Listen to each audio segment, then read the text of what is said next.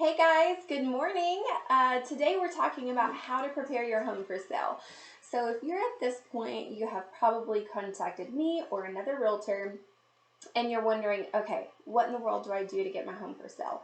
Or if you're a very proactive person and you plan on selling next season, then you're like, okay, what things can I do now to help when I actually list my home?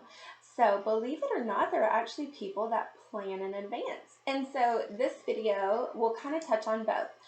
So what I would do, if you know that you're going to sell your home, let's say you plan on listing in the next 3 to 6 months, go ahead and start taking note of everything that you see that needs to be done. If you see that you've got some paint that needs to be touched up, or trim that has been destroyed, or weather stripping that's a little bit, weathered, or let's say you've got a hole, like we had a hole in our master bedroom window from hail that hit. All of those little things that you notice and you tend to ignore, go ahead and have those things addressed. The less the buyer sees and mentally notes that is going to have to be done, the more you're going to get for your home. So first step is just doing all of those honeydews. And then from there, I would really consider decluttering. Anything that you can donate, sell, or live without, do it now. They say being in a clean, minimalistic space is better for your anxiety and creativity. So take advantage of this time and just challenge yourself. How minimalistic can I live? Maybe even go watch, what's the show with the lady? Oh, gosh, I can't think of it right now. Y'all know what I'm talking about. She takes everything, she makes you take everything out of a closet. You go through each piece and you decide, okay, do I love this or do I not love this? If you don't love it, don't hang it back in your closet. Go ahead and sell it, donate it, whatever. Bless a friend with it, whatever you want to do.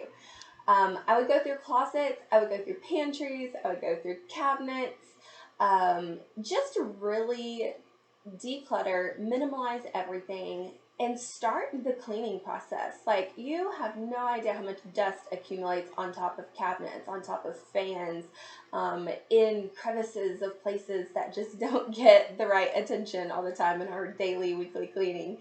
So go ahead and start like really deep cleaning. Even if you take it one room a week. Okay, this week I'm going to work on my master bathroom. And just really, like, from head to toe, top to floor, ceiling to floor, take that room. What I did is I took all of my cabinets, drawers, everything. I put everything in the center of the bathroom. It was a giant mess, and I chose to do this at like 11:30 at night one night, and because that's just how I roll. Go down random rabbit holes at night. And I just went through and I got rid of every medicine bottle that was, out of date, and any vitamins that have just been, if I haven't taken this vitamin in over a year, I'm probably not going to take it. So I had a huge trash bag full of vitamins and half bottles of shampoos and, just different things like that accumulate. And then I did a full deep clean. I'm talking scrub from top to bottom. And so I've got some tips on grout. If your grout is discolored, Clorox makes a gel that is for toilet bowls, and it comes out in a line because it's meant to be lined around the rim of a toilet bowl. You can actually line the crevices of your grout, right? Like your tile, sits like this, and your grout is between it. So y'all are following me if you're watching the video. If you're just listening to this while you're driving or something, you know where your grout is, right? You just stream that stream of gel down the line of the grout, okay? I've done this at the last house that I sold. I don't have that issue here at this home because it's so new and we have such few areas that have actual tile. So it's mostly hardwoods. But if your grout is discolored, that is a quick, easy way to clean it. Now, you can call a company like Zero Res out and pay them hundreds of dollars to take care of your grout, and they'll do a fantastic job. But if you're wanting to do this on a budget, get you that $2 bottle of toilet bowl bleach and line your grout, let it set for 5 minutes, and mop it up. And you might actually have to mop it twice so it's not sticky. My next tip would be to, if you have any bold colors in your house, and as I say this, I'm feeling very convicted because my master bedroom is currently in emerald green, which is the color shirt I'm wearing. Didn't even plan that. Obviously, I'm attracted to this color. So one wall is very green and the other walls are like a peachy pink. And our ceiling is a charcoal color. So very bold colors indeed.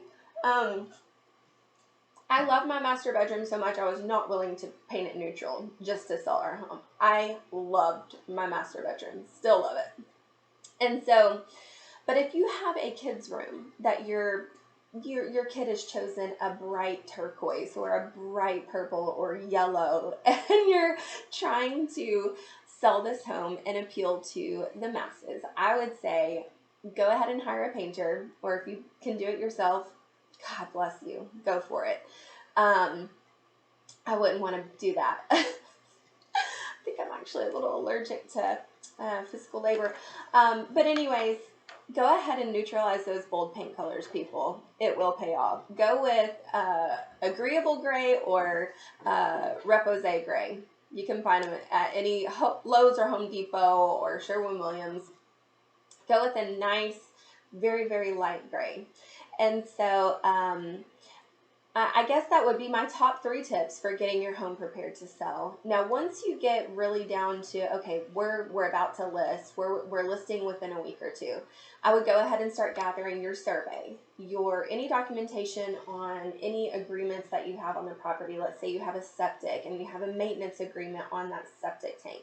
Go ahead and gather all those documents. If you have like we have a pool service here that cleans our pool every week. I wrote down their information. I wrote down our contract with them. I wrote down our warranty information for the pool, the house, the different things that we have in writing that would convey to the new buyers. If you have an electronic keypad to get in, chances are if you have a husband like mine, they kept those instructions. And so go hunt those down and find those instructions and make a binder for the new buyer. Just like a welcome to the house. Here's everything you need to know about it. Here's everything referenced right here. If you have questions about anything, here's all the contact numbers. Here's who we get our water from. Here's who we have our septic maintenance agreement with. Here's instructions on how to change the code on the door. Here is the names of the apps that we use for our lighting. And if I say her name, she's going to respond and be like, what you need? But we all know we want our buyers to be able to utilize those the same way we've set them up if they want to. Now, I would never recommend setting something up without a physical power switch. We have sconces that we put in our master bedroom, and we debated on putting a physical little switch on there, an on and off switch. So we ended up going with a chain because it felt very vintage and fitting to the room. But I thought, you know what, if we ever sell, I don't want our buyers to be reliant on an app to turn the lights on and off. And so everything you install, keep that in mind. Make sure it has a physical button to it. So you're going to want to,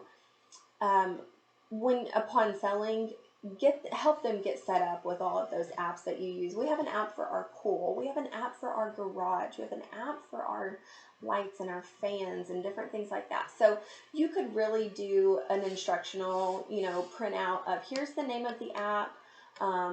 Here's how to get logged in. We're going to disconnect from these. And so here's how you reconnect. And so you might even want to shoot an informational video, like a tutorial on how to get your life set up in our home. Because let's be real, a lot of us have like smart homes now, which smart house, I was a 90s kid. And when Smart House came out on Disney, I was like, oh my gosh, this is my favorite movie. It's so futuristic. And fun fact, I did get to meet the guy that plays the main character on Smart House in Oklahoma once. So anyways, what other tips do I have? Just gathering as much information as possible is going to help your realtors so much, and being able to present that to the buyers just really gives them the warm fuzzies. Go ahead and have your HVAC service right before you list, just so that when you have that inspection done, they aren't finding a bunch of dust and it doesn't look like you haven't been maintaining it. Go ahead and clean out, any filters that you have. Change the filter on your fridge too. Like, just do the things to make your house present as well as it possibly can.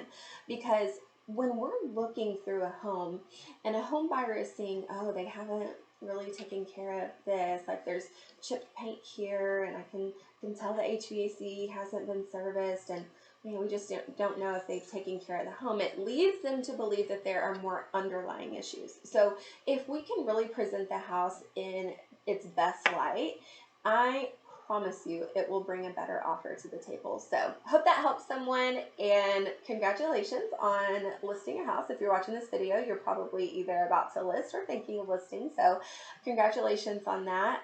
You can really do a lot of creative things with moving right now. You can take your equity, you can invest it, you can start a business with it, you can roll it into another home and lower your payment. Heck, you might even have enough equity to go pay cash for a home right now. So congratulations, and if you want any more advice or help, please contact me, and I will talk to you guys soon.